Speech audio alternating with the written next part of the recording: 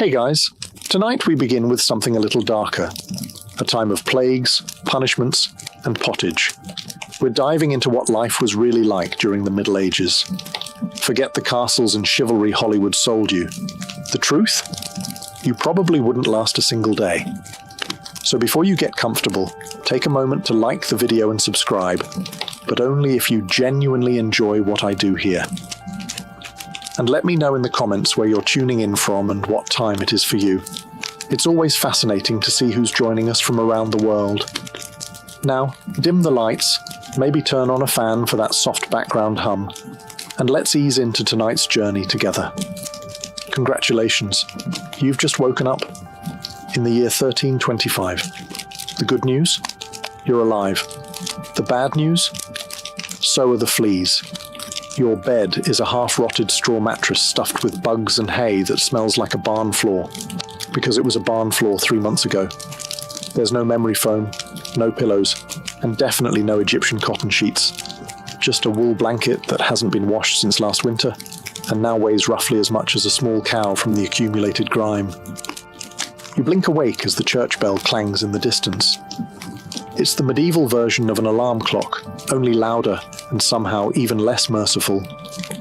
Your home is a wooden hut with one room, no windows, and a charming open-concept floor plan where your family, livestock and domestic insects all share the same space. The smell? Oh, it's a fragrant symphony. A subtle blend of stale beer, human sweat, goat, and something you pray isn't mold, but know in your soul probably is. Scented candles haven't been invented, and even if they were, they'd just melt on your dirt floor. You try to stretch, but immediately regret it, because the air is freezing and your joints ache. You're 22 years old, which in medieval terms is roughly middle-aged.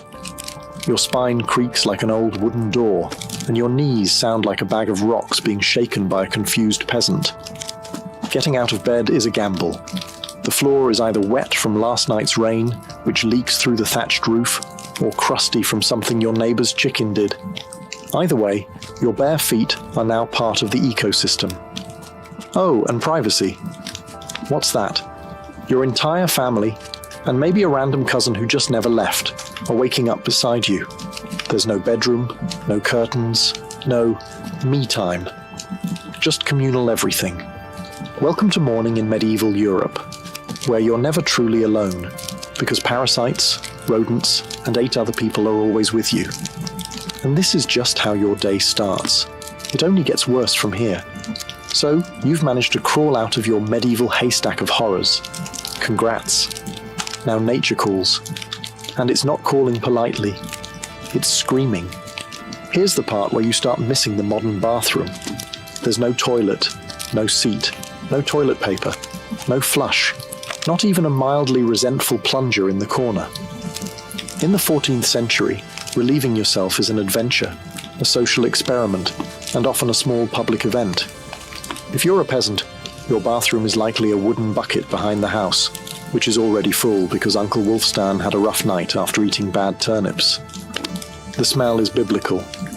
You hold your breath, do your business, and then, here's the kicker, toss it into the street. Yes, the street. You're supposed to shout something like "Gardez-lou" before dumping it out the window.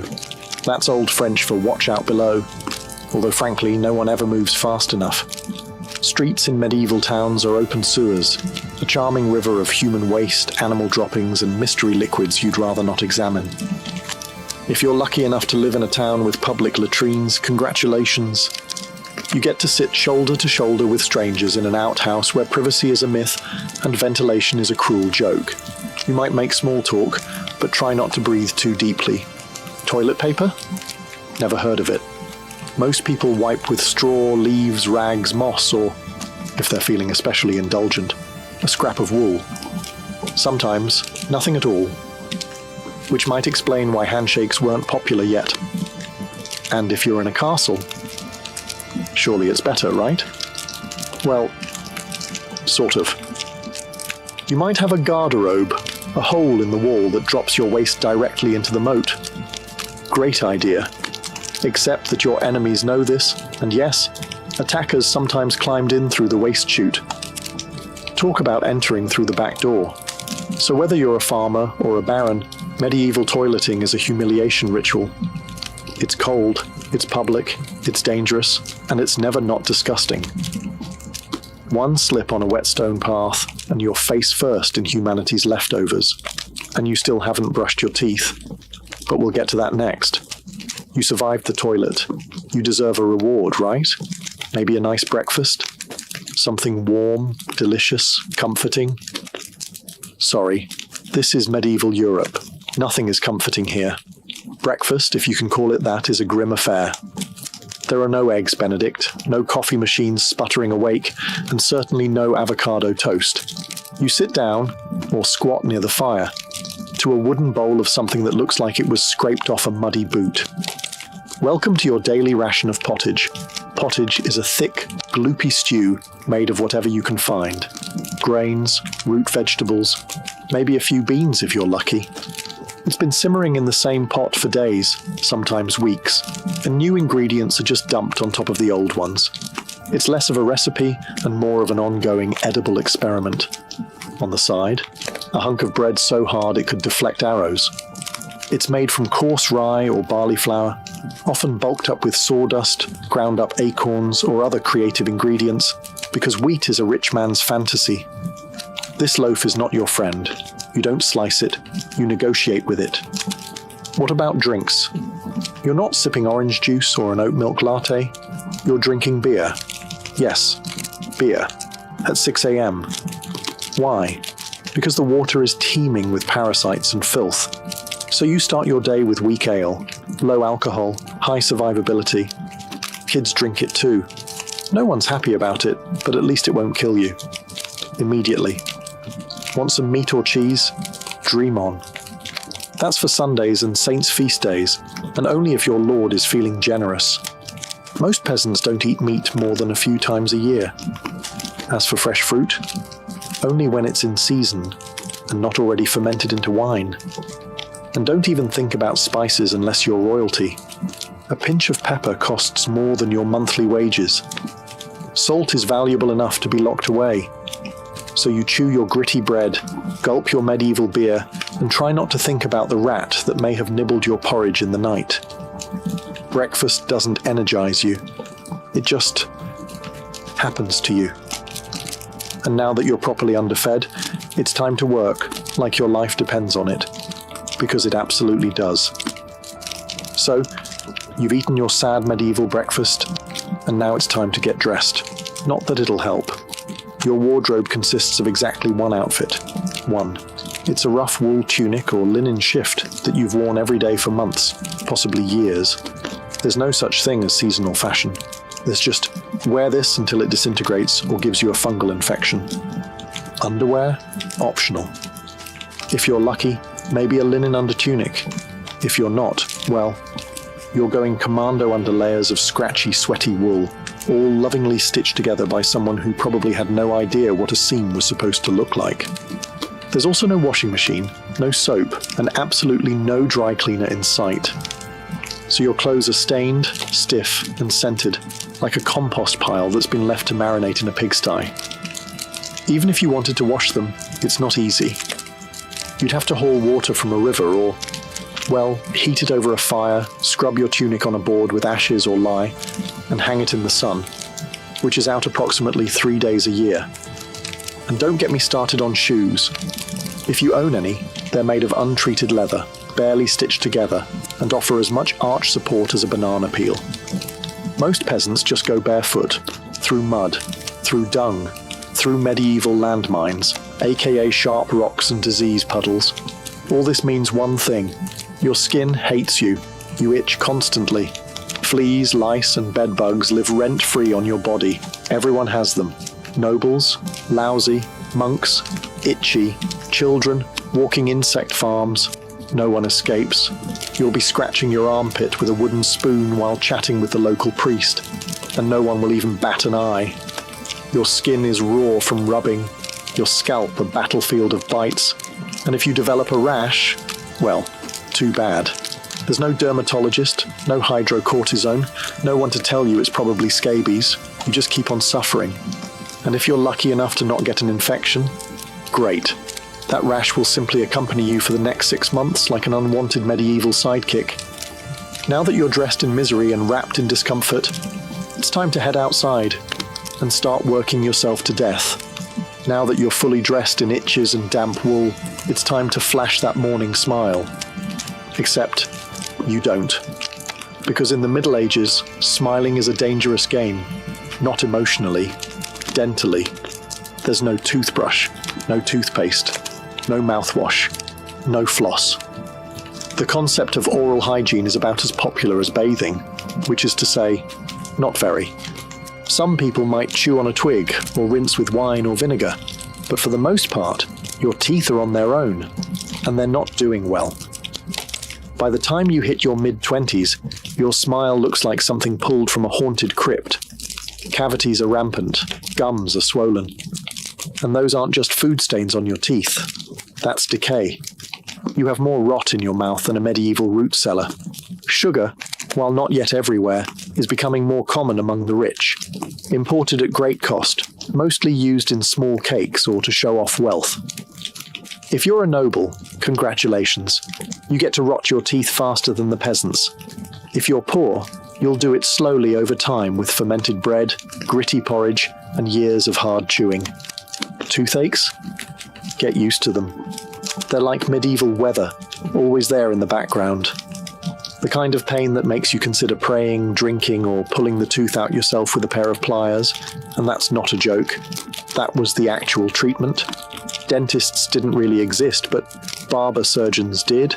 Yes, the same guy who cuts your hair is also pulling your molars out by candlelight with an iron hook and zero anesthesia. Infected tooth? Hope you like fevers, because without antibiotics, it can easily turn into sepsis and kill you.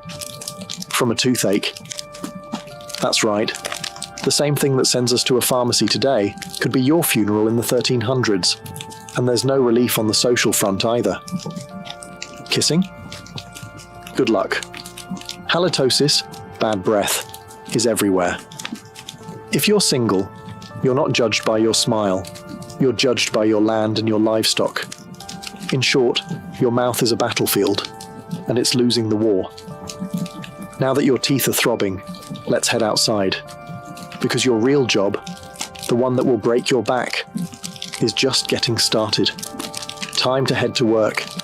Except there's no office, no desk, no coffee break, and no chance of promotion. Your job, if you're like 90% of the population, is simple. Don't die while laboring for someone else's comfort. You're a peasant. Congratulations.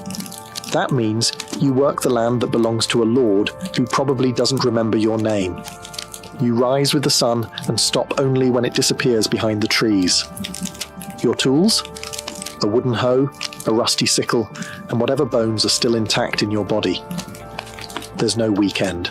There's no clocking out. There's only sunrise to sunset, 6 days a week. Sunday is off, but only if you're not harvesting, fighting off raiders, or praying feverishly for your infected toe to stop turning black. The work is brutal. Fields are ploughed by hand or with oxen, if you're rich enough to afford one. You dig ditches, sow seeds, pull weeds, and carry water until your spine begins to resemble the letter S. No one cares if you're tired. No one's asking how your mental health is doing. If you're a woman, surprise. You don't just do fieldwork. You also care for children, clean, cook, spin wool, feed animals, and pretend your husband's lice infestation isn't slowly migrating to your side of the bed. Children? They start helping out around age 5. No school, no toys, just a tiny wooden rake and a dream of one day not dying of the flu. And if you're one of the few who isn't a farmer, maybe you're a blacksmith, a tanner, or a cooper, great. You still work with fire, chemicals, or animal guts all day in poorly ventilated sheds. The pay? Basically survival.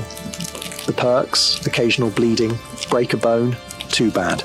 Get a fever, drink some warm beer, and keep going. You can't afford to stop, not even for a day.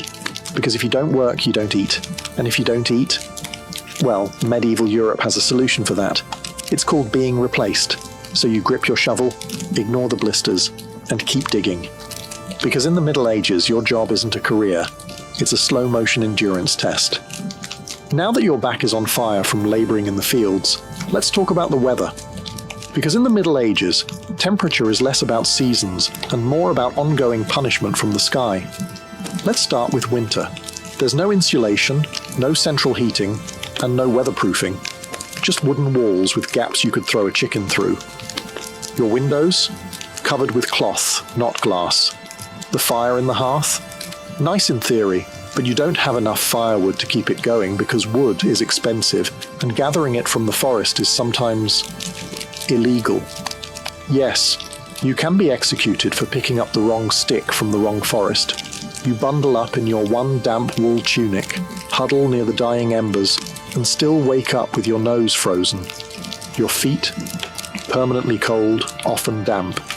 Your fingers, so stiff they feel like tiny medieval popsicles. Frostbite isn't diagnosed, it's just called bad luck. Now fast forward to summer. Sounds better, right? Wrong.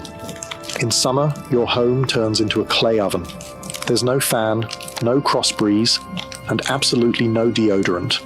You sweat through your layers, but you can't remove them because showing too much skin is scandalous. And also invites sunburn, insect bites, and social judgment. The flies are out in full force, attracted to your unwashed body, and the smell of last week's goat stew that's still fermenting in the corner. Mosquitoes buzz by your ear while you sleep, assuming you can sleep through the sound of your neighbors yelling and babies crying. In the fields, the sun bakes you. No sunblock, no hat, unless you fashioned one out of straw like a desperate scarecrow. And the worst part, you still have to work. Heat stroke is just called taking a bad turn, so you're either shivering in your own hovel, wondering if your toes will make it to spring, or you're sweating through your only pair of socks while your thighs chafe into oblivion. And the one thing that never changes, no matter the season, your clothes still itch, your food is still terrible, and your next job, still waiting. Welcome to climate control, medieval style. There is none. Feeling thirsty? Need to freshen up? Want to splash a little water on your face to wake up from this damp fever dream of a life? Too bad. In medieval times, water isn't your friend. It's trying to murder you quietly. Let's start with drinking. The nearby stream looks fresh, bubbling and clear, like something out of a fantasy movie. But spoiler alert, it's not. Upstream, someone just dumped a chamber pot into it. And if not that, then a dead pig is probably decomposing in it. Parasites, bacteria, and the entire microbial army of medieval Europe are waiting in every sip. That's why people drank beer. Yes, beer, even children. But before you imagine medieval kids doing keg stands, understand that it was small beer, weak in alcohol, strong in survival. Brewing boiled the water, so it was safer than whatever flowed through the town ditch. Wine was another option. If you were rich enough to afford it, and unconcerned with functioning properly before noon. What about bathing? Surely water was used for cleaning. In theory, yes. In practice, absolutely not. See, back then, people believed bathing actually opened your pores and let the disease in. That's right. Washing yourself was considered medically risky. You were cleaner, apparently, if you never removed the protective layer of filth caked onto your skin. Communal bathhouses did exist, but they quickly gained reputations as places for gossip, scandal, and sometimes full-on medieval extracurriculars. So naturally, the church got involved and shut many down. Even if you did want to bathe, it was a full production. You'd need to fetch water from the well, boil it over a fire, fill a wooden tub that leaked, and then pray no one else in the house used it before you. Or worse, after. And rainwater? Collected in open barrels where birds poop, insects breed, and moss thrives. Sounds refreshing, doesn't it? So whether it's going in your mouth, on your body, or onto your crops, water in the Middle Ages is less of a life source and more of a gamble. One wrong gulp, and you're spending your final days sweating in a straw bed, clutching your stomach, and contemplating all your life choices. Next time you sip tap water, raise a glass for our ancestors. They didn't have the luxury of hydration without hazard, so you drank the water, or maybe you didn't. Maybe you just stubbed your toe on a rock shaped like disappointment. Either way, you're sick. You need help. You need a doctor. Too bad you live in the Middle Ages where medicine is really just polite torture with a theology degree. Let's start with the diagnosis. Everything wrong with you, whether it's a cough, rash, broken bone, or the creeping plague, is caused by your humours being out of balance. The 4 humours were blood, phlegm, yellow bile, and black bile. According to medieval science, your health depends on keeping them balanced, like some sort of internal soup. Got a fever? Too much blood. The answer? Bloodletting. That's right. Let's drain your life force into a bowl using a dull blade or a hungry leech. And yes, barbers were often the ones doing it. Imagine getting a haircut and a hemoglobin extraction in one sitting. 2 for 1, baby. Feeling sad or anxious? That's clearly an excess of black bile. The cure? Laxatives. Maybe a warm herbal purge. Or just prayers and a cold compress while everyone avoids eye contact with you and starts carving your coffin. Now, if you break a bone or get a nasty wound, you're in real trouble. There's no anesthesia, unless you count passing out from pain. Surgery is done with knives that haven't been cleaned since the Crusades. Tools are heated over fire not for sterilization, but because they just look scarier that way. Antibiotics? Centuries away. Germ theory? Not invented yet. They think disease comes from bad air or God being annoyed with your moral failings. Got a stomachache? Must have been your sinful thoughts. Hope you like confessing while vomiting. If your condition gets worse, you'll be treated with more leeches, possibly some crushed beetles, and a priest at your bedside giving last rites just in case. At this point, they're preparing for the cure known as death. And if by some miracle you recover, everyone just assumes God took pity on you. The doctor takes full credit and the leech gets promoted. So yes, in the Middle Ages, medicine is less about healing and more about surviving the cure. After a long day of labour, lice, and leeches, it's finally time to eat. You shuffle back to your hovel, stomach growling, ready for the one joy left in life, a warm meal. Bad news. Your meal is probably trying to kill you. Let's begin with the basics. Food preservation doesn't really exist. There's no fridge, no freezer, just salt, smoke, or the hope that winter air keeps things fresh. Your meat, if you're lucky enough to have any, has been hanging for days, covered in flies, marinated in questionable brine, and possibly shared with a rat or 2. Bread is the cornerstone of the medieval diet, but even that isn't safe. In bad harvest years, desperate peasants bulk it up with bark, sawdust, or even clay to make it stretch. And if it's rye season, there's a bonus: ergot, a fungus that causes convulsions, hallucinations, and sometimes death. It's like eating bread laced with LSD and tetanus. Vegetables? Only if they're in season. And you know what's always in season? Turnips. So, many turnips. Boiled, mashed, or floating in pottage, which, if you remember from chapter 3, is basically a hot swamp of mystery ingredients that's been simmering since your great-grandfather's funeral. Fruit might be available in the fall, but it rots quickly, and sugar is rare, expensive, and hoarded by the rich to show off their blackened teeth. Dairy is another gamble. Fresh milk spoils in hours. Butter and cheese fare better, but they're loaded with bacteria. People eat them anyway because, frankly, it's either that or chew your boot leather. And let's talk about seasoning. Spices like pepper, cinnamon, or nutmeg, worth more than gold. For the average peasant, flavor comes from onions, salt, if you're lucky, and pain. Most meals taste like wet burlap sprinkled with sadness. But food isn't just a health hazard. It's a political one. Game animals belong to the Lord, not you. Caught poaching a rabbit, you could be fined, imprisoned, or even executed. That's right, your dinner could get you hanged. So as you sit down to eat your grey stew by flickering firelight, remember, every bite is a risk, but you eat anyway, because in the Middle Ages, food doesn't nourish, it tests you. It's evening now. You've worked, suffered, and barely digested your suspicious stew. You might think the day is winding down, but don't get too relaxed, because God is watching. So is the priest. And so is your neighbour Agnes, who will absolutely rat you out if you miss Mass.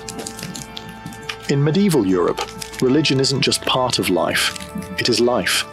The church controls your calendar, your laws, your education, if you can read, your birth, marriage, death, and everything in between.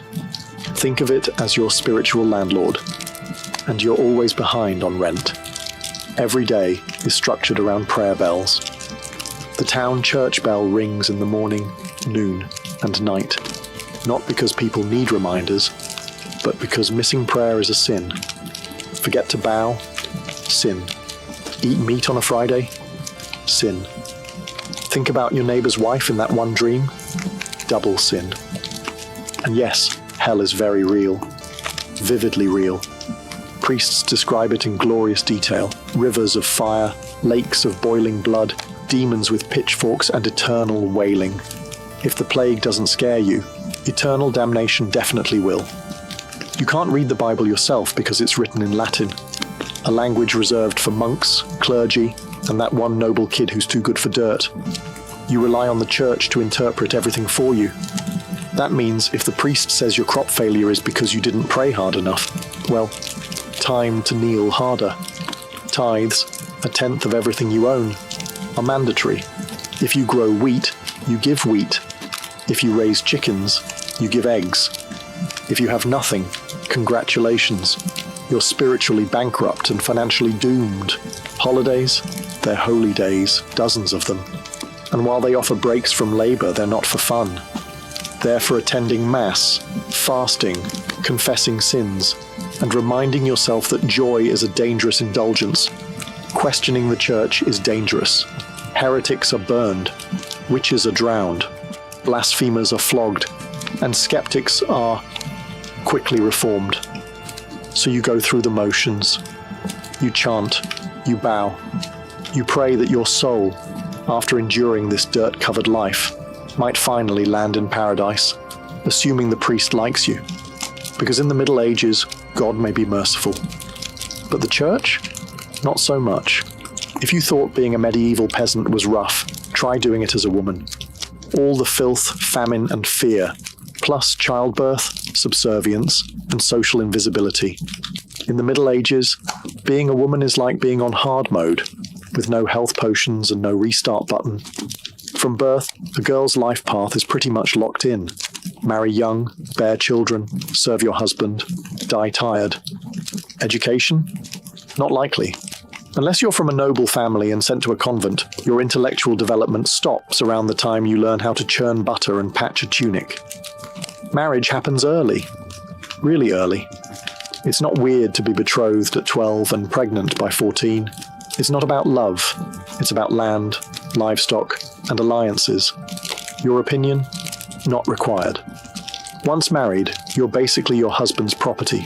Your job is to produce heirs, feed everyone, keep the house running, and not complain. Because complaining might get you branded a nag, or worse, a witch.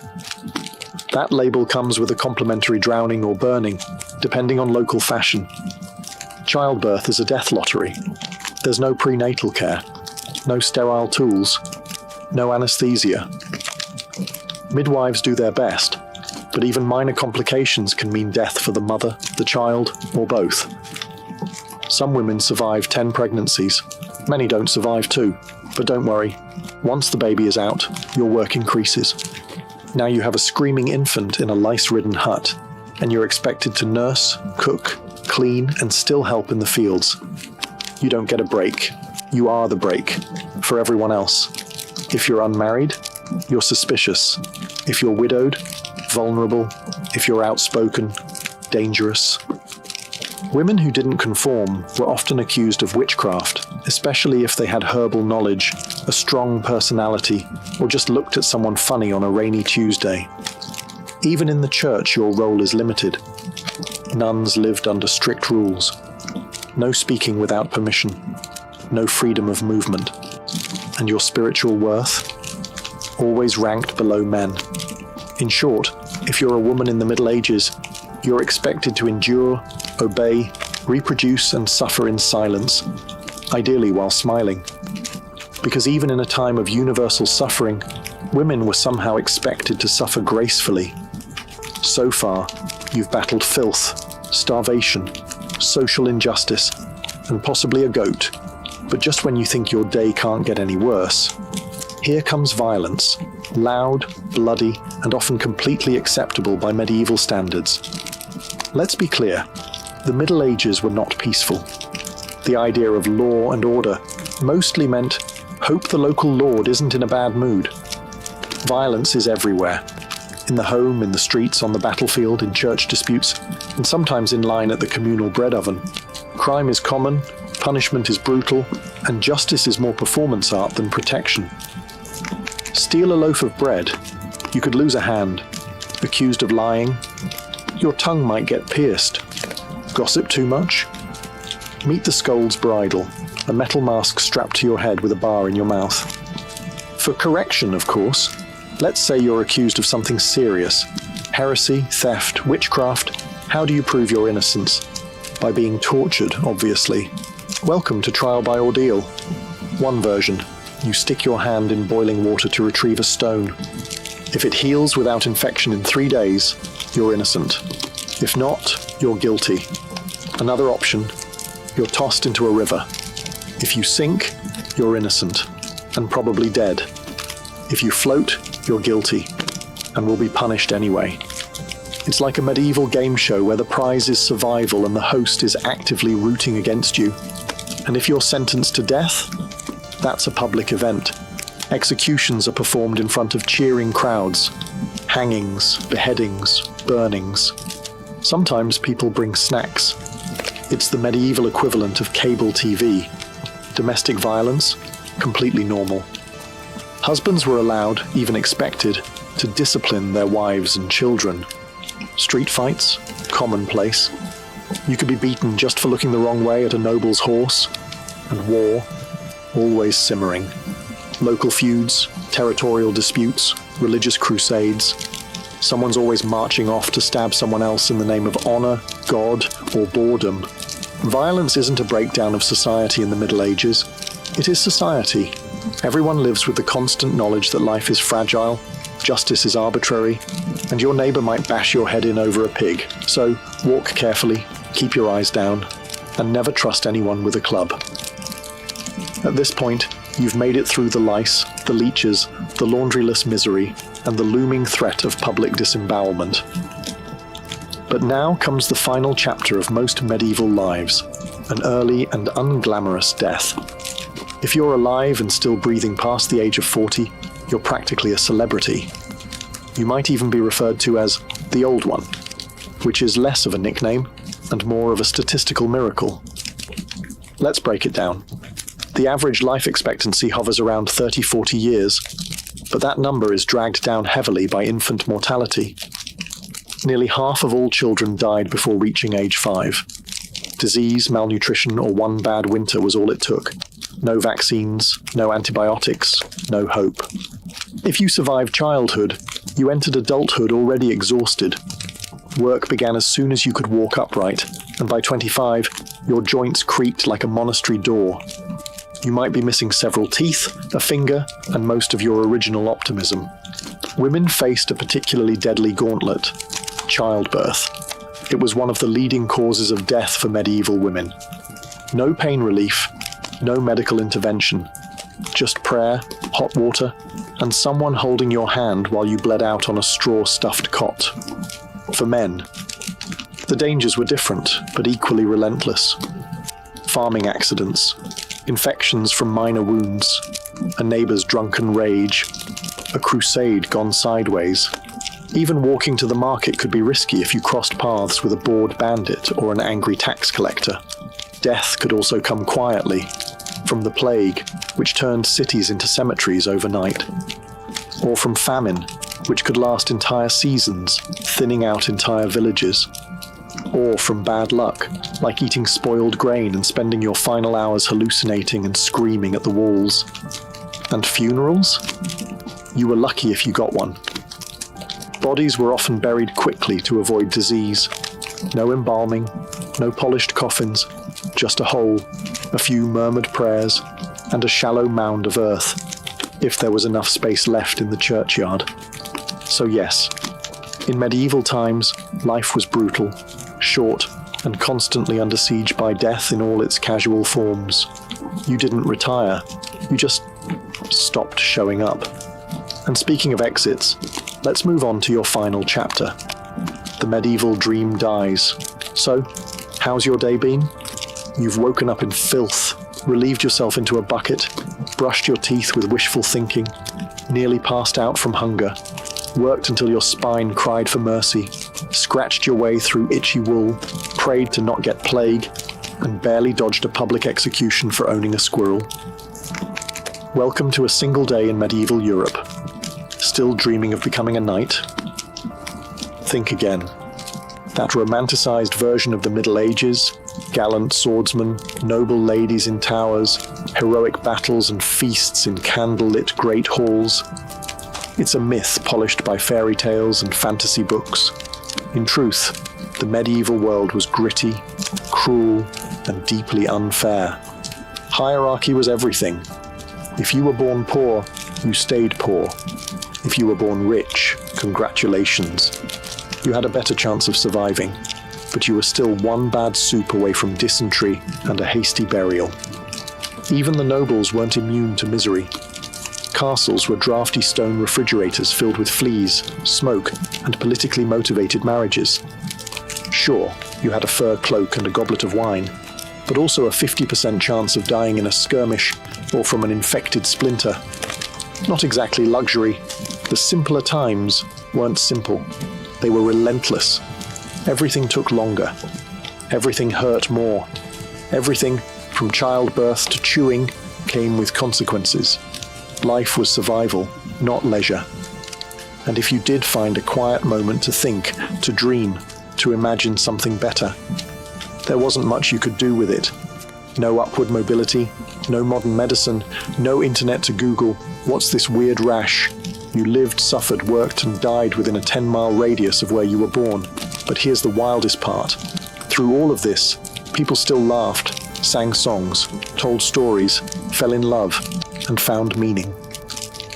Not because life was easy, but because humans are stubborn like that. Even in the darkest chapters, they made space for light. So tonight, when you slip into your clean bed with indoor plumbing, antibiotics, and central heating, maybe say a quiet thank you to the modern world, and to your ancestors who fought rats, famine, and feudalism, so you wouldn't have to. Long before she was Catherine the Great, Empress of all Russia, mistress of reform, and icon of ambition, she was simply Sophie. Born Sophie Friederike Augusta von Anhalt-Zerbst in 1729, she was the daughter of a relatively obscure German princely family. Her tiny duchy in Pomerania offered little in terms of power, but Sophie herself, she had something no title could provide: razor-sharp intelligence, relentless charm, and a quiet, burning hunger for greatness. Her upbringing was strict. Her mother, Johanna, was cold and calculating, not a warm, nurturing figure, but a social climber obsessed with status. Sophie's father, a Prussian officer, was more distant than disciplinary. From a young age, Sophie learned to walk the fine line between obedience and cunning. She read voraciously, spoke multiple languages, and learned how to observe a room before speaking in it, skills that would soon become survival tools in one of Europe's most brutal courts. When the Russian Empress Elizabeth Petrovna began searching for a wife for her heir, Grand Duke Peter, she looked beyond Russia's borders. Peter himself was of German descent, and Empress Elizabeth believed a foreign bride, pliable and grateful, would be easier to control. Sophie fit the bill perfectly. Noble blood, Lutheran faith, which she'd be forced to abandon, and a reputation for both grace and humility. At just 14 years old, Sophie was summoned to Russia. She arrived in the freezing capital of St. Petersburg in 1744, wearing thin German fabrics and a diplomatic smile. Her mother pushed her forward like a chess piece. Sophie, however, had her own game in mind. To become acceptable in Russian society, she converted to Orthodoxy, taking the name Ekaterina Alexeyevna, Catherine. The ceremony was public, symbolic, and life-altering. She wasn't just changing religions, she was burning the bridge behind her, stepping into a foreign empire with no way back. No one watching that quiet teenage girl in a fur-trimmed coat could have predicted what would come next. Betrayal, revolution, enlightenment, and empire. But from the moment Sophie stepped foot in the Russian court, she stopped being a pawn and began planning how to become a queen. Catherine's marriage to Grand Duke Peter was meant to secure her place in Russian royalty, but from the very beginning, it felt more like a cage than a crown. Peter, heir to the Russian throne, was not the dashing prince of fairy tales. Awkward, immature, and obsessed with toy soldiers, he was far more interested in playing war games in his chambers than governing an empire, or showing affection to his new wife. Some accounts even suggest he refused to consummate the marriage for years. He idolized Frederick the Great of Prussia and resented the Russian court that had adopted him. In contrast, Catherine embraced Russia with a fierce determination. She learned the language, studied its history, and memorized Orthodox rituals. She wanted to belong. Peter wanted to escape. This mismatch wasn't just emotional, it was political. The Russian court was a viper's nest of gossip, paranoia, and brutal power games. Empress Elizabeth still ruled with absolute authority, but her health was in decline. Everyone knew a transition was coming, and everyone had an agenda. Catherine was watched constantly. Her letters were read, her friendships monitored, and her every move scrutinized. She couldn't trust her husband, her mother, who was still whispering in her ear on behalf of foreign interests, or even her servants. In this world, alliances could turn into accusations overnight. But Catherine was no fool. She learned to play the court's games quietly, cultivating allies in the shadows. She charmed military officers, made friends with scholars, and developed a reputation for dignity and restraint, a stark contrast to her husband's childish tantrums and open contempt for Russian traditions. Behind closed doors, Catherine began reading Enlightenment thinkers like Voltaire and Montesquieu. While others saw her as a young consort, she was building a vision, not just for herself, but for Russia, a nation of strength, education, and reason. But there was one problem. The longer Peter lived, the longer Catherine remained in limbo, a powerless wife to a man unfit to rule. So she waited, observed, and planned. She knew the Russian throne wouldn't be inherited. It would have to be taken. In 1762, after nearly 2 decades of waiting, watching, and quietly maneuvering, Catherine saw her moment and seized it with breathtaking precision. Empress Elizabeth had died, and Peter, now Peter III, was finally Tsar. But his reign began unraveling almost immediately. In just a few short months, Peter alienated the church, offended the nobility, insulted the army, and lavished praise on Prussia, Russia's longtime enemy. He reversed key policies, humiliated the clergy, and talked openly about divorcing Catherine to marry his mistress. The court, already wary of his erratic behavior, turned cold. The army, filled with generals loyal to Catherine, grumbled in corridors. Even ordinary Russians, devout and patriotic, saw Peter as a foreign puppet who mocked their traditions. Catherine, watching all of this unfold, made her move.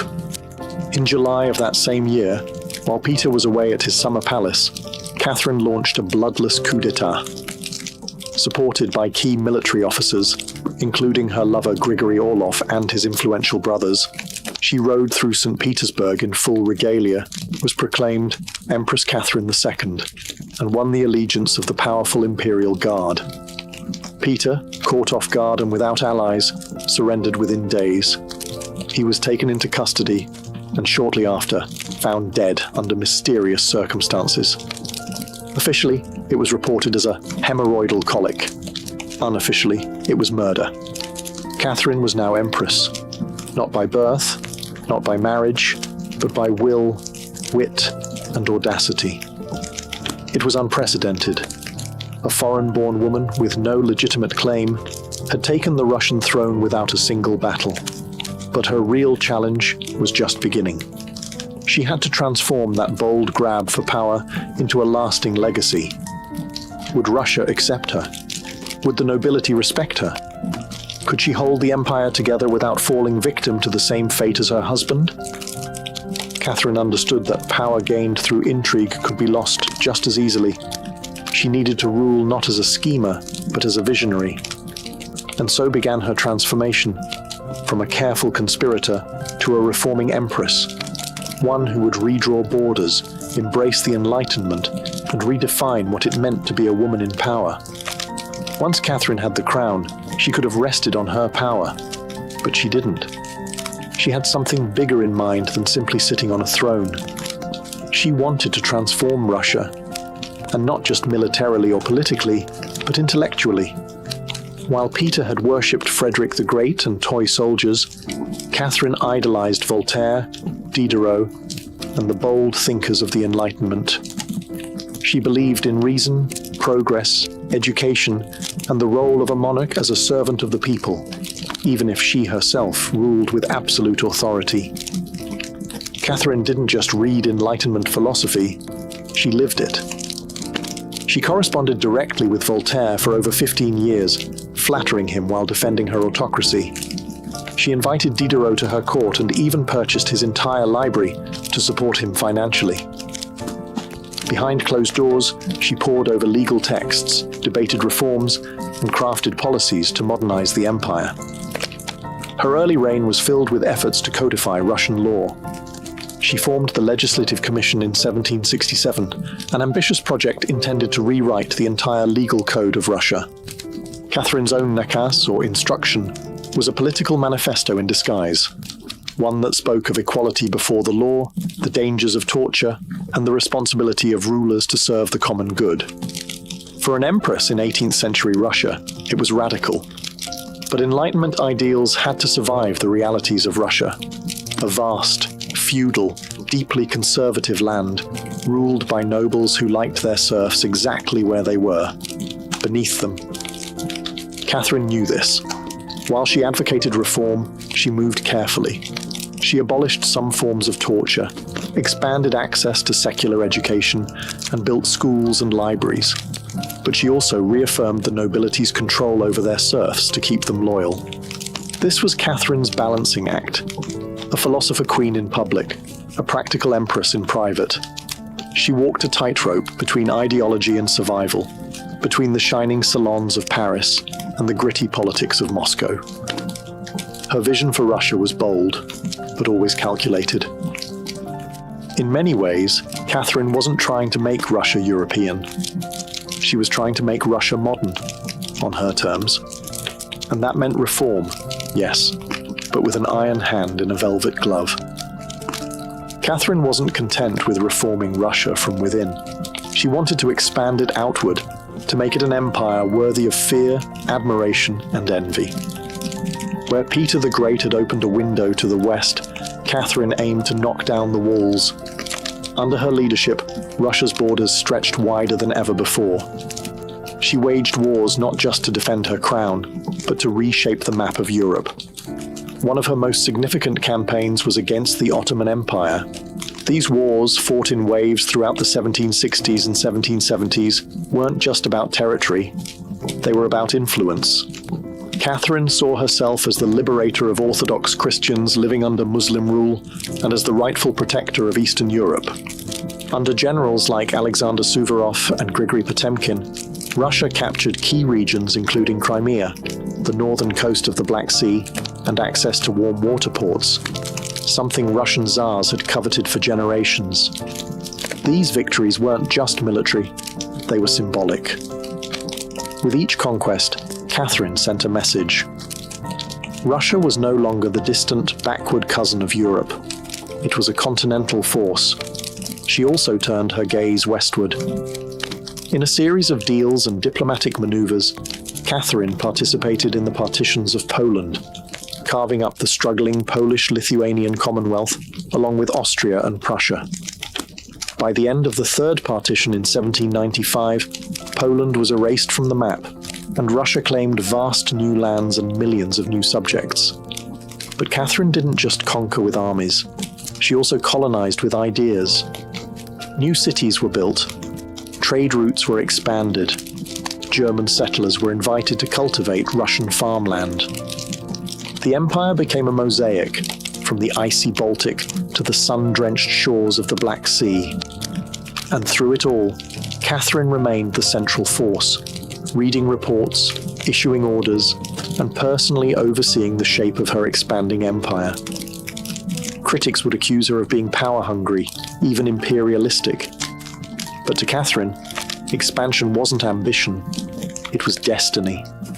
A great ruler, she believed, was measured not just by ideas but by borders. She didn't just want to rule Russia. She wanted to remake it as a civilized empire, feared by its enemies, respected by its peers, and loyal to her alone. For all her brilliance and power, Catherine the Great was just as famous for what went on behind palace doors. And no, not all of it was whispered in libraries. Catherine's private life became one of the most talked about aspects of her reign. She had lovers, not just one or two, but a carefully curated parade of them, many decades younger, often handsome, and sometimes politically influential. She didn't hide them. In fact, she often rewarded them with titles, estates, and pensions, if they behaved well. If not, they were quietly dismissed, sometimes with a polite thank you and a promotion. Among the most important of these lovers was Grigory Potemkin, a man as brilliant as he was bold. Their relationship blurred the lines between romance, politics, and partnership. Some historians believe they may have even married in secret. Together, they shaped military campaigns, colonization projects, and the transformation of southern Russia. Potemkin wasn't just a lover, he was her co-ruler in many ways. Still, Europe couldn't look past the scandal. Gossip swirled. Satirical pamphlets painted her as lustful, insatiable, even unhinged. And after her death, the rumors only got worse. The most infamous being the completely false and grotesque tale involving a horse, spread by her enemies to smear her legacy. But why the obsession? Simple. Catherine was a woman who wielded power unapologetically, and in a world where female rulers were expected to be either saintly virgins or tragic figures, she refused to play the role. She lived, loved, and ruled on her own terms, and that made her dangerous. Ironically, while her critics painted her as immoral, Catherine herself was deeply philosophical about love and sexuality. She believed pleasure was a natural part of life, and that personal relationships didn't have to threaten public responsibility. She separated emotion from governance, a feat few male rulers managed. In reality, her liaisons were often strategic.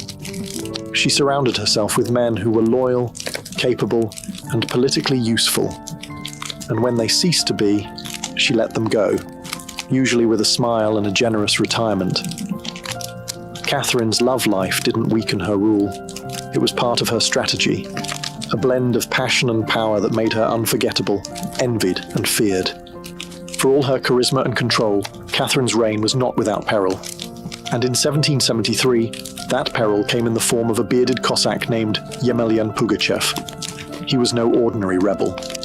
Pugachev claimed to be none other than Peter III, Catherine's dead husband. According to him, he had survived the coup and now returned to reclaim the throne from the German usurper. It was absurd. Peter was long gone.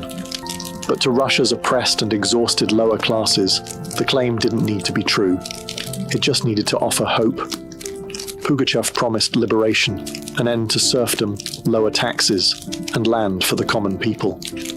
His words lit a fire across the Volga River region, especially among Cossacks, peasants, and old believers. In a time when the gap between nobles and serfs had widened brutally, his promises sounded like salvation. The Pugachev Rebellion became the largest peasant uprising in Russian history. Towns were taken, fortresses fell, nobles were slaughtered. For a terrifying moment, it seemed as if the empire itself might fracture. Catherine was shaken. This wasn't a foreign war she could win with cavalry and treaties. This was a revolt from within. Her own people, rising against the system she ruled. But Catherine didn't panic. She acted. She dispatched professional military forces to crush the rebellion, ruthlessly. Pugachev's forces were defeated in 1774. He was captured, displayed in an iron cage, and eventually beheaded in Moscow, a public warning to all who dared follow. Afterward, Catherine doubled down on order and control. Her dreams of liberating the serfs quietly faded into silence. The rebellion had shown her the limits of enlightenment in a country still shackled by feudalism. She now leaned harder on the nobility, who offered loyalty in exchange for absolute control over their serfs. This was a turning point. The empress who once quoted Voltaire now prioritized stability over philosophy. Reform became cautious, surveillance increased. Rebellion, even whispered, was to be stomped out before it had breath. Pugachev may have lost his head, but he left behind a warning that haunted Catherine, that power built on inequality could only hold so long before the storm came crashing through. By the time Catherine the Great approached the final years of her life, she had ruled Russia for over 3 decades, longer than any female ruler in Russian history. From the moment she seized power, she had defied expectations, reshaped her empire, and redefined what a woman and a monarch could be. Under Catherine's reign, Russia became a true European powerhouse. Its territory expanded by over 200,000 square miles, swallowing Crimea, parts of Poland, and stretches of the Black Sea coast. These weren't just military wins, they were strategic pivots, securing warm water ports and reshaping trade. But her legacy wasn't only drawn on maps. Catherine left a cultural mark as well. She helped found the Hermitage Museum, amassed one of the greatest art collections in Europe, and corresponded with the greatest minds of the Enlightenment. Her court became a center of sophistication, art, and intellectual ambition. In a country often viewed as backward by Western Europeans, Catherine put Russia firmly on the cultural map. She modernized education, founding schools for girls, and promoted the printing of books. She introduced smallpox inoculation to Russia, even publicly receiving the vaccine herself, an act of scientific bravery in her time. Yet, her reign was also one of contradictions. While she admired Enlightenment ideals, she never freed the serfs. In fact, she extended serfdom deeper into Russia's territories. Her reforms, while impressive, remained mostly top-down, designed to polish the empire without truly transforming its foundations. Still, Catherine's rule brought stability and ambition. She understood that power was not inherited. It was crafted, managed, and constantly defended. She ruled not by divine right, but by force of will, political brilliance, and relentless calculation. She was called many things: a usurper, a tyrant, a reformer, a seductress. But above all, she was effective.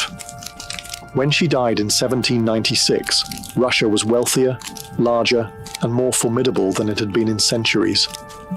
She left behind a throne secure, an empire expanded, and a legend that would endure for centuries. Catherine didn't just reign, she ruled, with intellect, strategy, and an unapologetic grip on history. And in doing so, she became more than an empress. She became a myth. For all her power, expansion, and enduring legacy, Catherine the Great was still, at her core, a woman navigating a man's world and reshaping it in her image. Behind the imperial portraits and state decrees was someone deeply aware of how precarious her position was. She was not born Russian. She came to the throne through a coup. She ruled an empire that didn't want a woman in charge, and yet she not only endured, she thrived. Catherine was never content to be ornamental. She read constantly, wrote endlessly, and never stopped learning. Her daily schedule was intense. Hours of reading reports, corresponding with foreign powers, editing state papers, and managing a court filled with rival factions. She wasn't content to simply sit on the throne. She worked the throne like a stateswoman born to it. She was also, in many ways, lonely. She surrounded herself with courtiers, lovers, and artists, yet wrote in her memoirs of how few people she could truly trust. Her son Paul, whom she distrusted and kept away from state matters, grew into a man she feared would undo all her progress. Her greatest emotional partnership, with Grigory Potemkin, faded into deep friendship, but his death in 1791 left a wound that never truly healed. Catherine crafted her image carefully. She understood the power of narrative and wielded it better than most monarchs of her age. She posed as Mother of Russia, enlightened monarch, warrior empress, and lover of the arts. But beneath those roles was a woman who had endured rejection, betrayal, scandal, and rebellion, and kept going. When she died in 1796, she left behind an empire transformed, but also questions. Could she have done more to end serfdom? Were her Enlightenment ideals compromised by politics? Was she more reformer or ruler? History remembers her by the title she never gave herself, the Great. It wasn't because she was flawless, or kind, or just. It was because she took power and wielded it on her own terms, in a time and place where women weren't supposed to have any. She didn't just wear the crown, she rewrote what it meant to deserve one. In the humid depths of the Chiapas jungle in southern Mexico, the ruins of Palenque whisper stories from the ancient Maya world.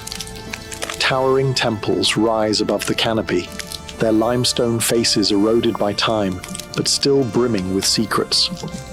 And in 1994, one of those secrets revealed itself. A team of Mexican archaeologists, led by Fanny Lopez Jimenez, was surveying Temple Thrune, a relatively modest pyramid next to the more famous Temple of the Inscriptions, the burial site of the mighty king Pakal the Great. Temple Thurthoned wasn't expected to hold much, until they noticed something odd, a sealed, hidden chamber beneath the structure. No looters had touched it. It was pristine. When the archaeologists broke through and lowered themselves inside, they found a stone sarcophagus resting in silence. The air was heavy with the weight of centuries. As they opened the lid, red dust rose like smoke. Brilliant, shocking red. The interior was covered in powdered cinnabar, a toxic mercury sulfide used ceremonially by the Maya. And lying within that crimson cloud was the skeleton of a woman. She had been buried with care and reverence.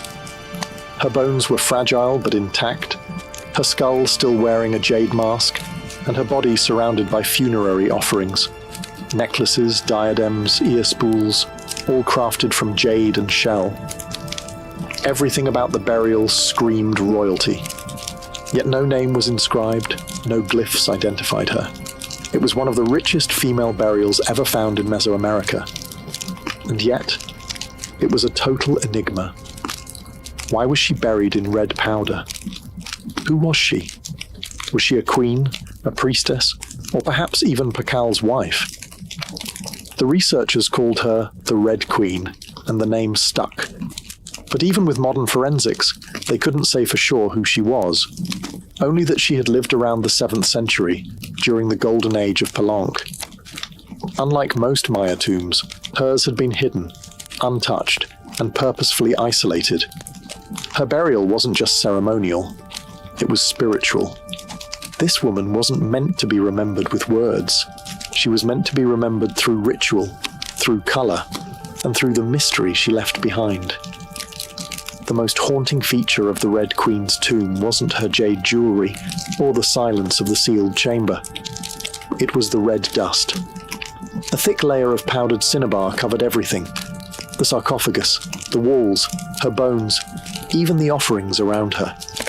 It clung like blood to stone. To the Maya, this was no accident. Cinnabar, made from crushed mercury sulfide, was one of the most sacred and dangerous substances in the ancient world. Its vibrant red color wasn't just visually striking, It symbolized blood, rebirth, and the life force that connected the human and divine realms. Red was sacred. It was the color of sunrise, of sacrifice, of life emerging from death. And it wasn't just symbolic, it was spiritual. Covering the dead in cinnabar was a ritual meant to transform the body, preserving it not for eternity, but for transition. In Maya belief, death wasn't the end.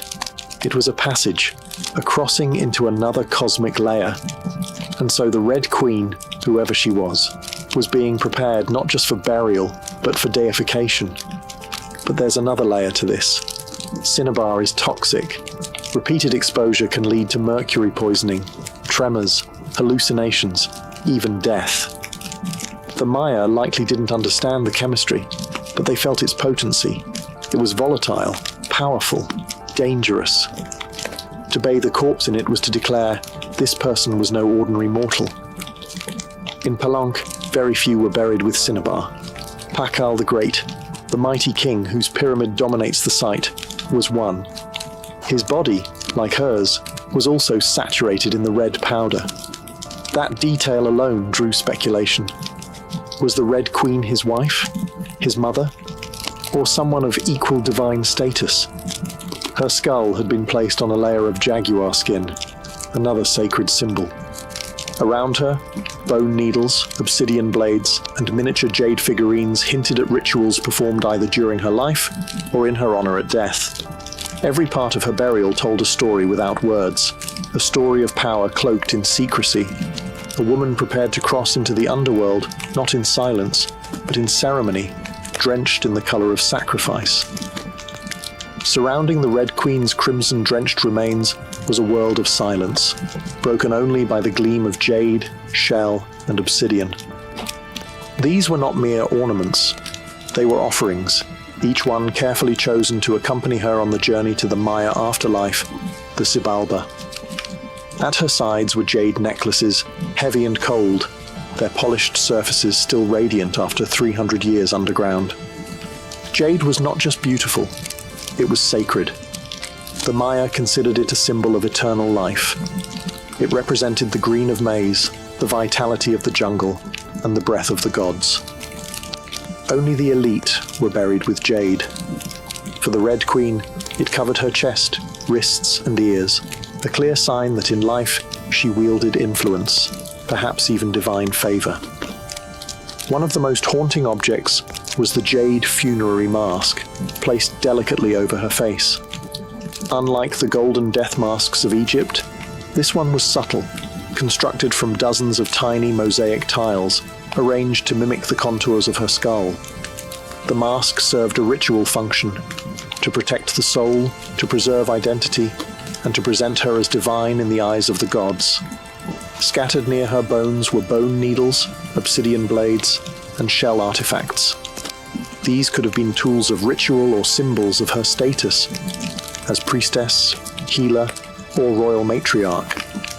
One bone pin was engraved, faint but purposeful, a small echo of her voice lost to time. At her feet and along the edges of the tomb were ceramic vessels, still sealed, likely once filled with offerings, food, drink, or incense to sustain her spirit beyond death. The Maya believed the afterlife was a journey, dangerous, layered, filled with challenges. These items weren't luxuries, they were necessities. To modernize, the tomb feels intimate, not overloaded, but intentional. There was no gold, no chariots, no pomp, just items chosen with spiritual weight. It was a map for the soul. Through these treasures, we glimpse how the Maya understood death, not as finality, but as a transition of power. The Red Queen wasn't buried to be forgotten. She was being prepared to ascend. For all the grandeur of her tomb, the Red Queen left behind one haunting void. No name. No inscriptions adorned her sarcophagus. No glyphs on the walls identified her. She was clearly someone powerful. But who? From the moment her tomb was opened, scholars began trying to connect the dots. The most compelling theory? That the Red Queen was Tsakbu Ajau, the wife of Kinich Janab Pakal, known today as Pakal the Great, the most famous ruler of Palank. Zakbu Ajau was more than just Pakal's consort. She was born into nobility and married into Palank's royal dynasty at a young age. She bore at least 3 sons, all of whom held high status, and she played a key ceremonial role during her husband's reign. If anyone could be buried with such honor, it was her. Supporting this theory was the tomb's location, just a few feet away from Pakal's own grand burial in Temple of the Inscriptions. The proximity suggests a deliberate pairing, husband and wife, rulers even in death. And then there's the cinnabar. Only 2 burials in Palank were found with such intense cinnabar coverage, Pakal and the Red Queen. It's unlikely this was coincidence. But here's where the mystery deepens. DNA tests were conducted on both sets of remains in hopes of confirming the connection. But the results? Inconclusive. The woman's bones showed no direct maternal link to Pakal, but that didn't rule out a spousal relationship. After all, marriage does not require shared blood. Some have argued she could have been Sakkuk, Pakal's powerful mother, who ruled Palank before he came of age. Others suggest she may have been a high priestess, or a sister, or a royal ancestor whose name has simply been lost to history's erosion. Still, the evidence points most strongly to Zakbu Ajau, a queen by title, a mother of kings, and a spiritual counterpart to Pakal. The lack of a name may not be an oversight, it may have been intentional. In Maya cosmology, the soul lived on not through monuments, but through ritual, symbol, and the whispers of the earth. And so the Red Queen remains suspended between legend and truth, a woman who ruled, remembered not in stone, but in scarlet and silence. To understand the Red Queen, we must understand the world she came from, a world where Maya women, especially royal ones, held more influence than many realize. In Maya civilization, politics was often a family affair. Royal women weren't merely passive consorts. They were diplomats, priestesses, and power brokers. They conducted rituals, sponsored temples, and played crucial roles in maintaining dynastic legitimacy. Their bloodlines were political capital, used to forge alliances and secure claims to the throne. Take Sakkuk, for example, the mother of Pakal the Great.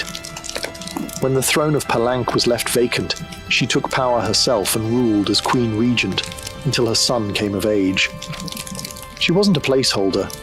She was a ruler in her own right, issuing decrees and overseeing construction projects. Without her, Pakal may never have risen at all. And she wasn't an anomaly. Across the Maya world, in places like Yaxchilan, Naranjo, and Calakmul, inscriptions show women performing major ceremonies, engaging in warfare diplomacy, and sometimes ruling outright.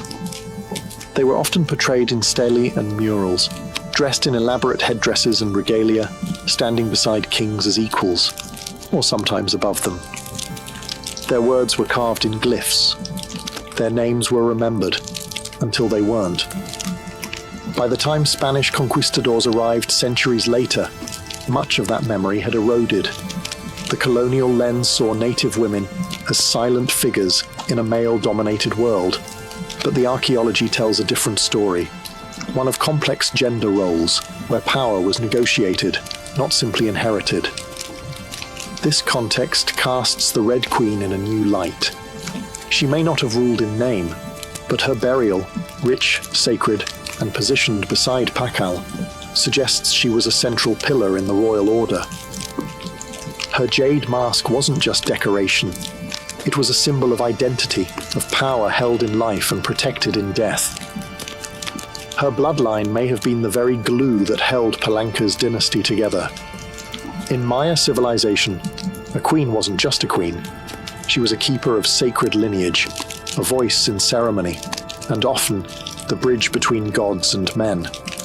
The Red Queen may be nameless, but in her world, she was never voiceless. The Red Queen wasn't just buried with treasures.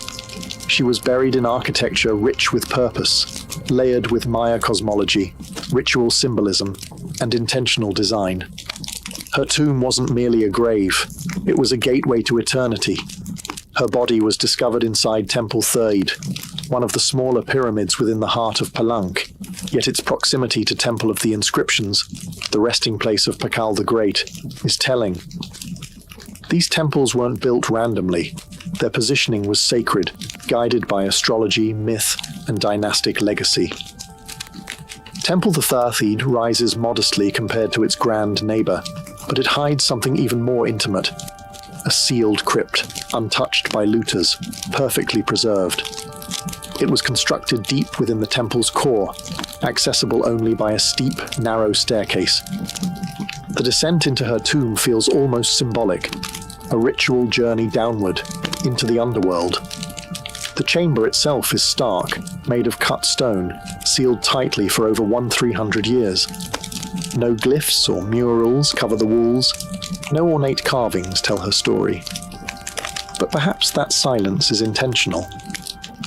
This was a space not for the living to interpret, but for the dead to transform. At the center, her sarcophagus sits like an altar. Crafted from limestone, it echoes the grand stone coffin of Pakal next door. While Pakal's lid is famously engraved with scenes of cosmic rebirth, the Red Queen's tomb is more subdued. The focus is inward, on the body, on the cinnabar, on the ritual of death itself, and yet there are subtle architectural cues that hint at meaning. The tomb is aligned east to west, a symbolic path mirroring the sun's journey from life to death. The chamber is small, but powerful. It feels deliberate, personal, a sacred enclosure for someone revered. Maya temples were cosmological tools, bridges between the heavens, the earth, and the underworld. To be buried in one was to be elevated beyond the human realm. The Red Queen's eternal home wasn't an afterthought. It was a carefully constructed shrine, a place where death became transformation. Her bones rest in stone, her essence in cinnabar, and her legacy in the architecture itself. A temple that speaks without words, telling us she mattered. To the ancient Maya, death wasn't the end. It was a threshold, a sacred passage into the underworld, known as Xibalba. And for someone like the Red Queen, this crossing was not only spiritual, it was political, cosmological, and deeply ritualized. Burial rituals were carefully choreographed events, rooted in myth and meant to guide the soul through the treacherous layers of the underworld. Maya texts and iconography tell us that Xibalba was no peaceful afterlife. It was a maze of darkness, rivers of blood, trials, and gods of death. Only those properly buried, ritually prepared, and spiritually equipped could make the journey successfully. The Red Queen was buried wrapped in cinnabar, encased in stone, and surrounded by offerings, all signs of an elite burial. But there's more. The presence of bone needles and obsidian blades in her tomb hint at auto-sacrifice rituals, possibly symbolic tools representing rites she had performed in life, or that were reenacted at her burial to empower her spirit. Her funerary mask, carefully assembled from jade tiles, was not simply decorative. It may have served as a spiritual vessel, preserving her face and identity as she journeyed into the afterlife. In Maya belief, the face was a mirror of the soul, and the soul needed to be recognized by the gods. The ceramic vessels surrounding her may have once held chocolate, maize, water, or even pulque to nourish her in the next world. Other items, like stingray spines or shell trumpets, could have represented spiritual tools, calls to the gods, or tokens of ritual communication. Burial wasn't just a goodbye. It was a transformation. The Maya believed in cycles, death as seed, burial as planting, and the afterlife as rebirth.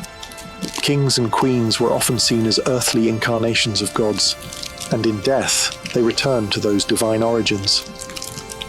The Red Queen, covered in the color of blood, entombed in a pyramid and honored with offerings, was being prepared for rebirth, not as a mortal, but as a being tied to the sacred order of the cosmos.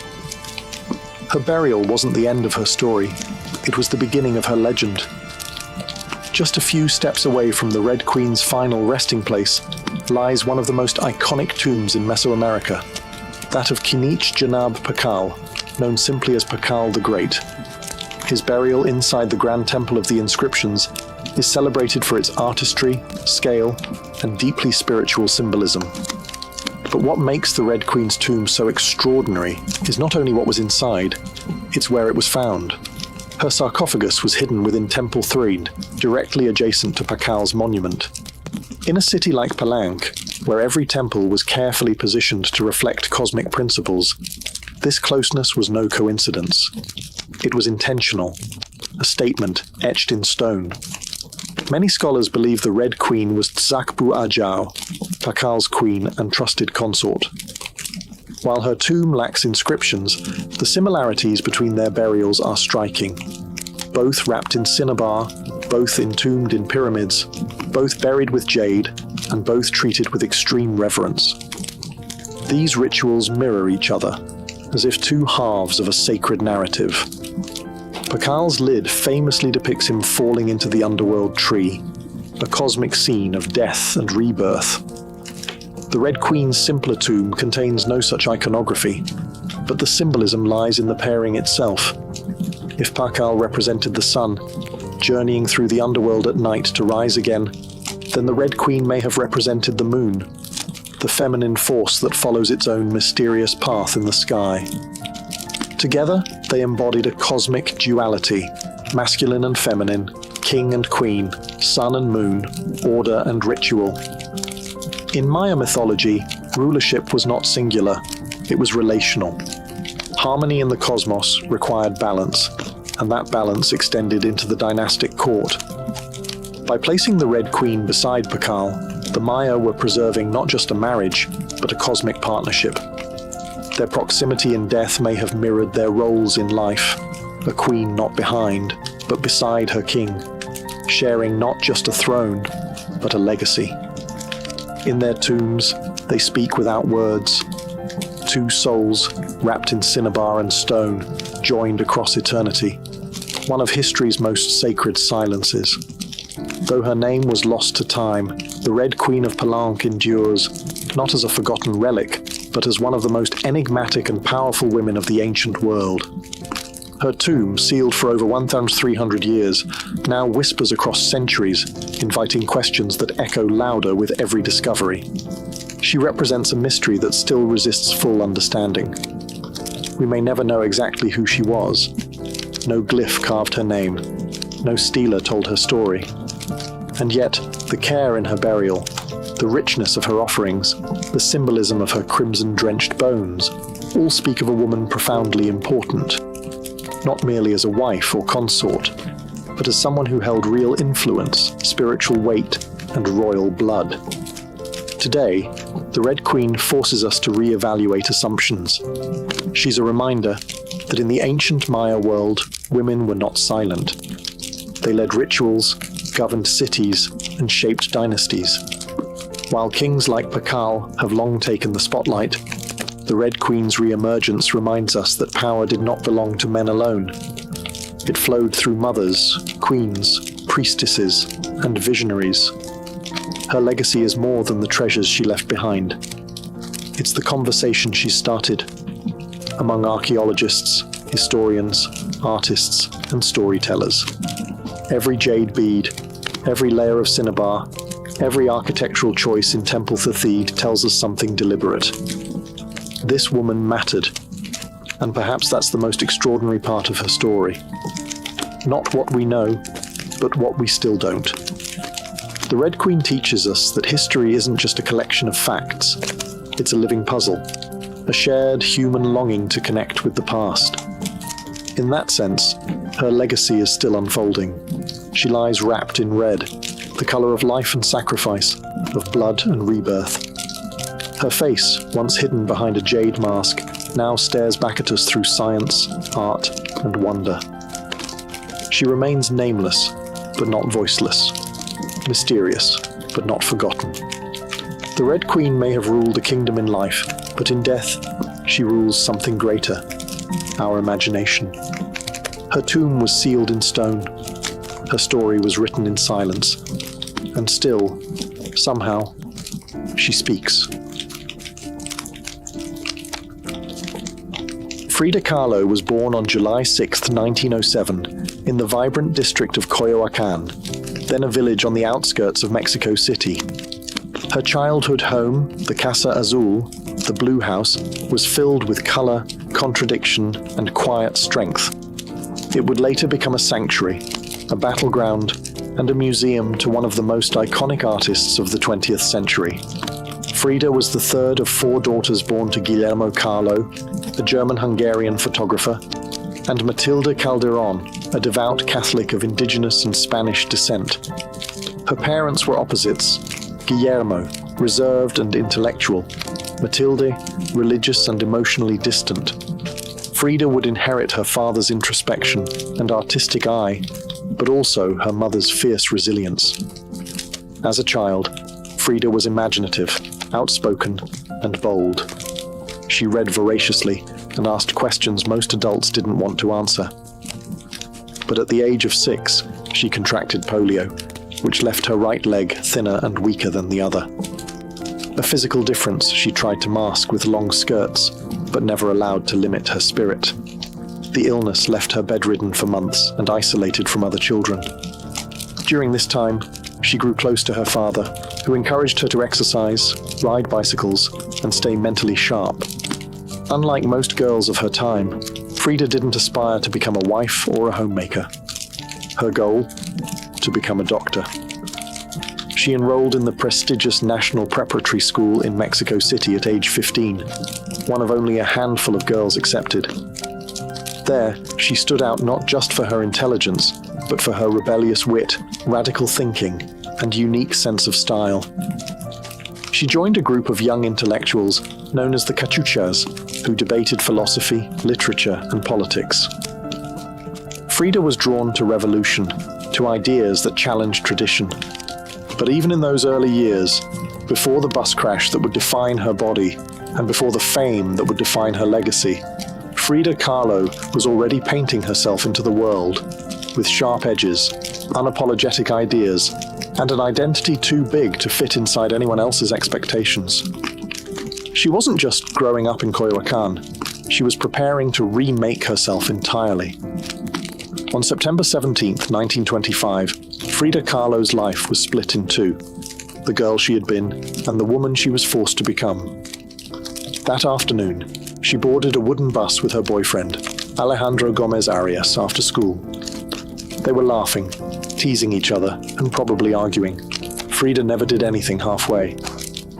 But moments later, the bus collided with a streetcar, and in an instant, her future unraveled into pain, metal, and silence.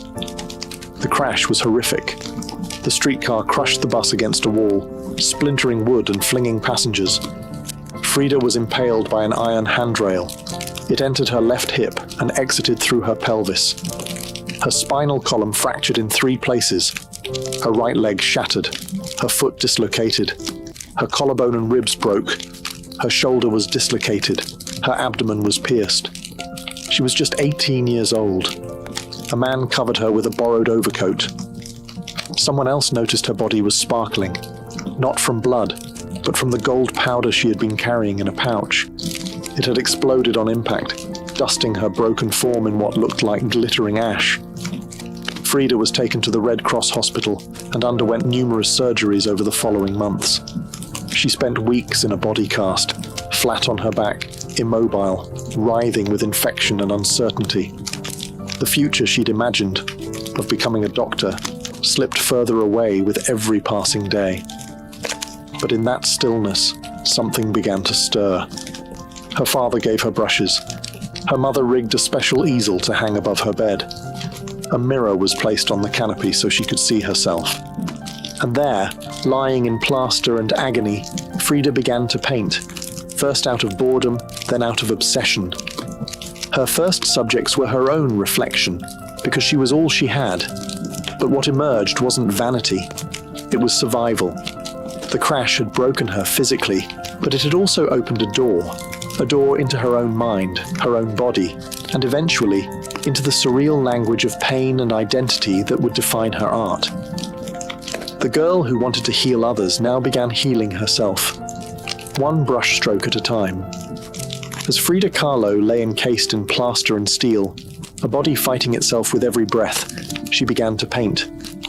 What started as a form of therapy soon became a language, and that language was deeply personal, brutally honest, and often hard to look at, which was precisely the point. Frida didn't paint pretty flowers or polite landscapes. She painted pain. Her pain. Physical, emotional, and existential. Her first subjects were self-portraits, not because she was vain, but because, as she famously said, "I paint myself because I'm so often alone, and because I am the subject I know best." Her early works were small in scale, painted on tin or wood panels, inspired by Mexican retablos. Devotional paintings meant to tell stories of suffering and miracles. Frida turned this tradition inward. Her body became the canvas. Her emotions became the altar.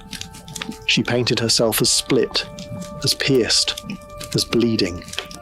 In one painting, she is impaled by nails, like a modern-day martyr. In another, she floats in a barren landscape, tethered to a broken column, a metaphor for her shattered spine. She painted herself weeping, fractured, decapitated, and bare, but never passive, always watching. Her pain was not sanitized. She painted the ugliness of trauma with beauty, defiance, and even humor. Each piece was a reclamation of her body, her experience, and her identity as a woman in a world that often tried to define her. But Frida wasn't just telling her story. She was inventing a new kind of visual narrative, one that blended Mexican folk art, surrealism, medical illustration, and symbolism.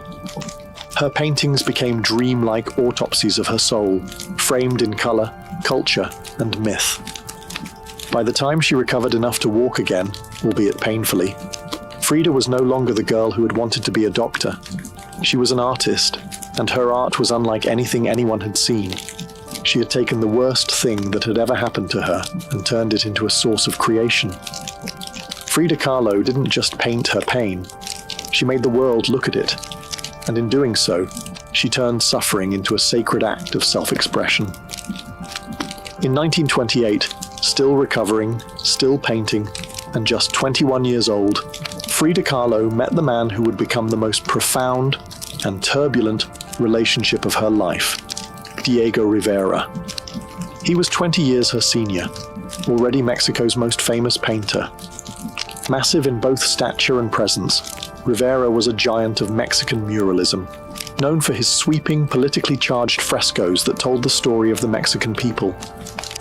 Frida had seen his work before. She admired it. But now she wanted his opinion of her work. She brought her paintings to him at the Ministry of Education, interrupting his scaffolded work to ask bluntly, "Do I have talent?" Diego took one look and said yes, and not just out of kindness. He recognized in her something rare, an unfiltered voice, raw and unpretentious, full of rage, irony, pain, and beauty. They began a relationship that was as consuming as it was creative. Frida once said, "I suffered 2 accidents in my life, one in which a streetcar knocked me down. The other was Diego." They married in 1929, an odd pairing to outsiders. Diego, massive, unfaithful, politically famous. Frida, sharp-tongued, fiercely independent, already walking with a cane. Her parents called it a marriage between an elephant and a dove. Their bond was passionate, but chaotic. Diego supported her art and encouraged her growth as a painter, but he was also endlessly unfaithful, even with Frida's own sister, Cristina. Frida was devastated, and in return, she took lovers of her own, both men and women, including rumored affairs with Leon Trotsky and painter Georgia O'Keeffe. They divorced in 1939, then remarried a year later with different terms. This time, Frida would keep her autonomy, her home, her money, her name. Their second marriage was less about traditional love and more about creative partnership and mutual understanding. Despite the betrayals and the heartbreak, Diego remained a constant force in Frida's life. He challenged her, he wounded her, but he also believed in her, as an artist, as a revolutionary, and as a woman who could redefine what painting could be. Together, they were not peaceful, but they were legendary. In the 1930s, Frida Kahlo followed Diego Rivera on a journey north to San Francisco, Detroit, and New York as he completed high-profile mural commissions.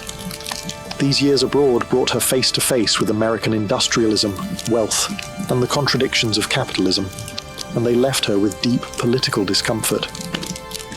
Frida was a proud Mexican nationalist, a committed communist, and an admirer of indigenous traditions. The opulence she witnessed in the United States, especially while the Great Depression ravaged much of the country, only deepened her sense of disillusionment. In letters home, she mocked the culture's materialism and obsession with appearances. She missed the grit, color, and contradiction of Mexico. While Diego painted enormous murals on factory walls, Frida began to paint smaller, quieter revolutions, deeply personal works on tin and canvas.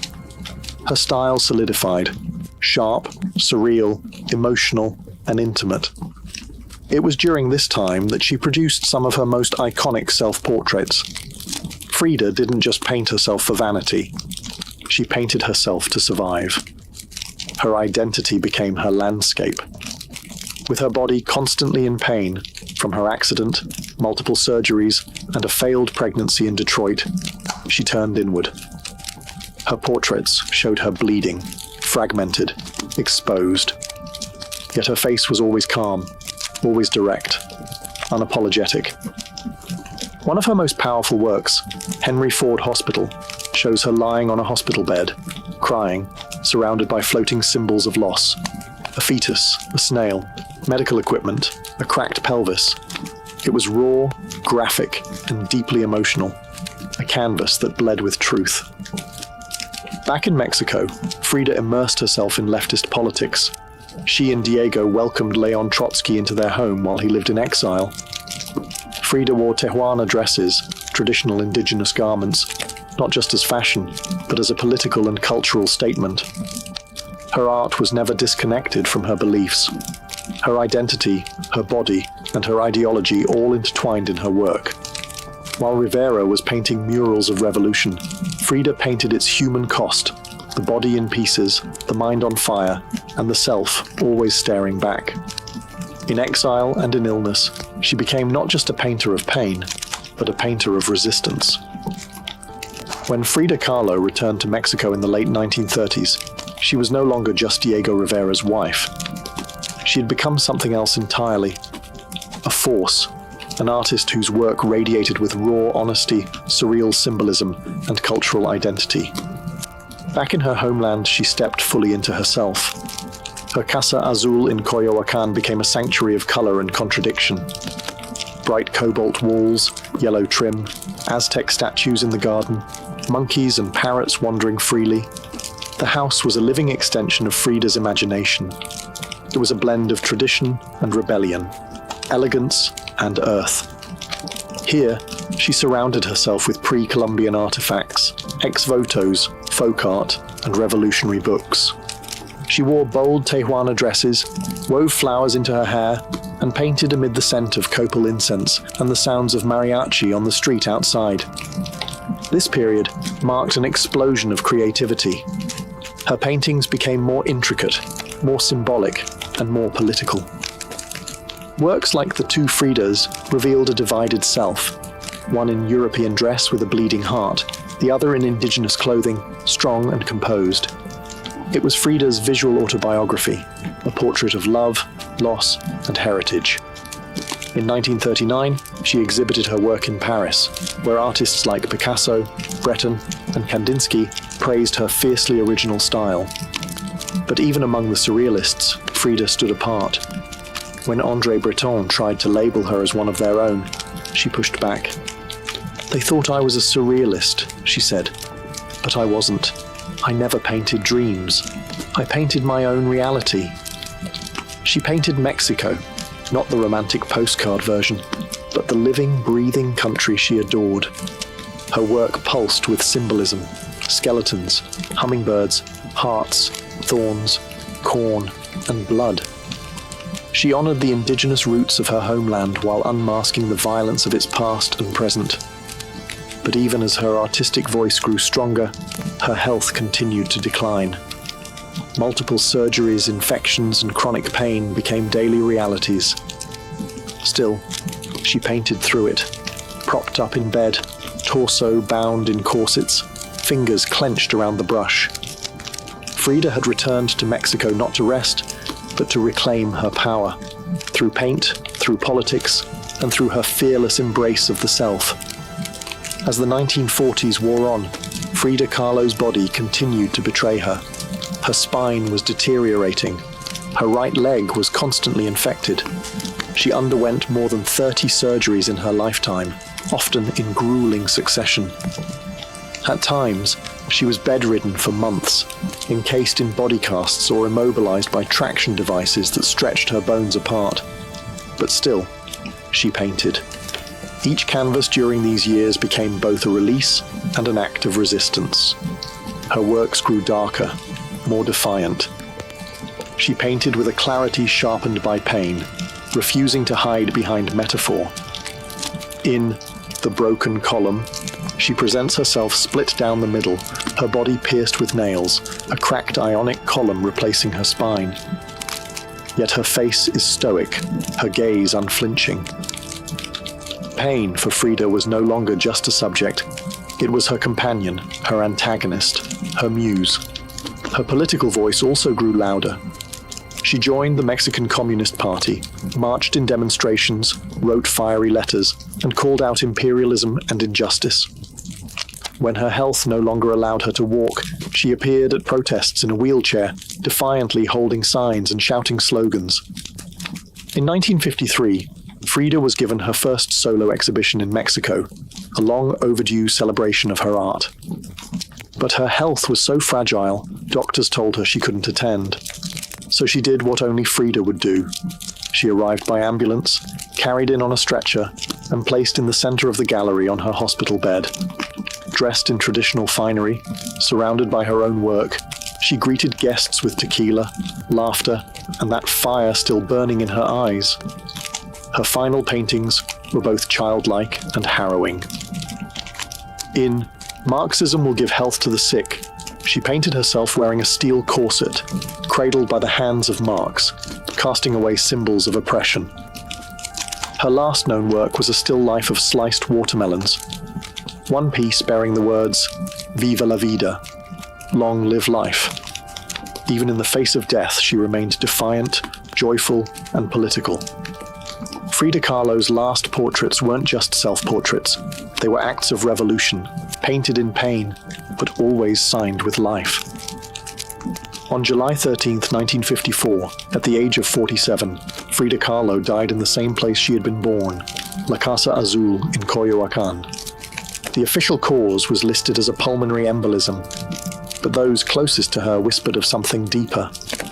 She had been ill, yes, but also exhausted. By pain, by surgeries, by the long war with her own body. Just days before, she had attended a political protest against the CIA-led coup in Guatemala. Weak and wheelchair-bound, she insisted on going, her clenched fist raised in the air. Revolution remained her final heartbeat. Her last diary entry was brief but piercing. "I hope the exit is joyful, and I hope never to return." Frida's funeral was held at the Palacio de Bellas Artes, Mexico's most prestigious cultural institution. Her body, draped in the red flag of the Mexican Communist Party, was watched over by friends, family, artists, and revolutionaries. Diego Rivera was inconsolable. He called her the greatest love of his life, even as his betrayals had nearly broken her. But in the years that followed her death, something extraordinary happened. Frida Kahlo refused to disappear. At first, her name was whispered only in art circles. Her works weren't easy to categorize, too political for surrealists, too surreal for traditionalists. But slowly, her image, her story, and her defiance began to resonate. Through the 1970s and 1980s, as feminist scholars and activists reclaimed forgotten voices, Frida's became louder. She wasn't just a painter anymore. She was a symbol of pain turned into beauty, of feminism born through resistance, of Mexican identity celebrated without apology, of queerness, disability, revolution, and authenticity. Her face, unibrow, gaze, flowers in her hair, became iconic. Her home became a museum. Her diary became a sacred text. And her paintings now hang in the world's greatest museums. Frida Kahlo had lived much of her life in Diego's shadow. But in death, she stepped forward. She didn't just leave behind paintings. She left behind a mirror and dared us all to look, not with pity, not with fear, but with fire. Today, Frida Kahlo's face is everywhere. Printed on t-shirts, painted on murals, turned into dolls, memes, posters, and icons. Her signature unibrow, her flower-crowned hair, her direct gaze, all instantly recognizable. But what makes her legacy powerful isn't just that people know her face, it's that they recognize the truth behind it. Frida didn't try to be flawless. She didn't fit into boxes. She wasn't conventional, and she didn't care to be. In a world that demands perfection, she gave us realness. Raw, messy, vibrant, angry, joyful, contradictory realness. She celebrated what made her different: her disability, her queerness, her politics, her culture, and turned it into art that transcended borders and decades. She's become more than an artist. She's a global symbol of defiance, feminism, cultural pride, and creative resistance. For queer communities, she's a fearless bisexual icon who lived openly and unapologetically in a time that demanded silence. For women, she's a reminder that power doesn't require permission. For disabled artists, she's proof that pain can fuel the brush, not stop it. And for Mexico, she's a daughter reclaimed, fierce, folkloric, and forever part of the national soul. Her paintings, once dismissed as too strange or too personal, are now among the most revered in the world.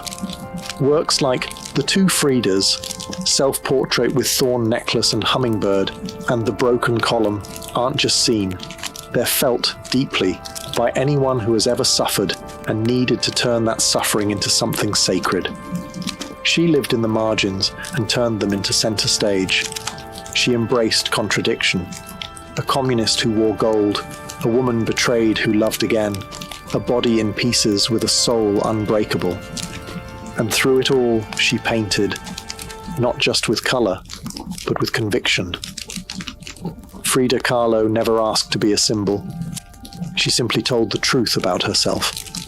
And in doing so, told the truth for millions of others who had never seen themselves reflected in art before.